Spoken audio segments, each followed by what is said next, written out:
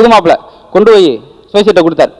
வர 14ஆம் தேதி எனக்கு கல்யாணம் பண்ணலாம்னு இருக்கீங்க, அந்த தேதியில் பண்ணலாமா? இல்லை இல்லை, 14ஆம் தேதி ராகு வரேன். அப்படியா, சரி 15ஆம் தேதி அன்னைக்கு கேது வரேன்.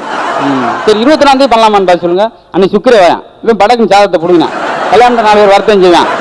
அதுக்கு நீ அவே வேறன்னு சொல்லி ஏன் கல்யாணத்தை நிறுத்த பார்க்காத அப்படின்னு சொல்லி அவரே குழப்பமாயிட்டான். ஒரு வழியாக கல்யாணம் முடிஞ்சு முதல்வர் வந்துருச்சு. அந்த பொண்ணு அப்படி உட்காந்துருந்துச்சு, இவன் எப்படி உட்காந்தான். பக்கமாக நெருங்கி வந்து மரகதான் அப்படின்னா என்ன அப்படின்னு, என்னை உனக்கு பிடிச்சிருக்கா அப்படின்னா, போங்க பைத்தியம் அப்படின்னு. இவன் பயந்தவனே, என்ன ஒரு 4 வருஷம் பைத்தியார் ஆஸ்பத்திரியில் இருந்தவன், அதெல்லாம் மறைச்சு தான் கல்யாணம் பண்ணா, இப்படி தெரிஞ்சுன்னு தெரியலையே அப்படின்னு. அதை மறைக்கணும்ல. ஆமாம் மரகதான், அது உனக்கு எப்படி தெரியும், நீ இந்த ஹாஸ்பிட்டலில் நான் இருந்தேன், நீ 4வது வரும் நான் 6வது வாது. இப்போ 2 பேருக்கு அவமானமாக போச்சு.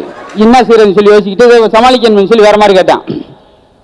மரகதான், உனக்கு நான் என்ன பங்களா கட்டவா உன் பேரில் அப்படின்னு. வேணாம். சரி அப்போ பெரிய நினைவு தூண் கட்டுறேன். வேணாம். சரி அப்போ உன் பேரில் ஒரு பெரிய தேட்டர் கட்டவா? வேணாம். என்னதான் கட்ட, மூலம் வேட்டியை கட்டு. நீ எங்கே உட்காந்துருக்க, வேட்டி எங்கே இருக்குன்னு பாரு, அது மூலம் எடுத்து கட்டியா அப்படின்னு. அசத்தல் டிவி இது வெறும் பொழுதுபோக்கு சேனல் அல்ல, மக்களின் மனதை பழுது பார்க்கும் சேனல்.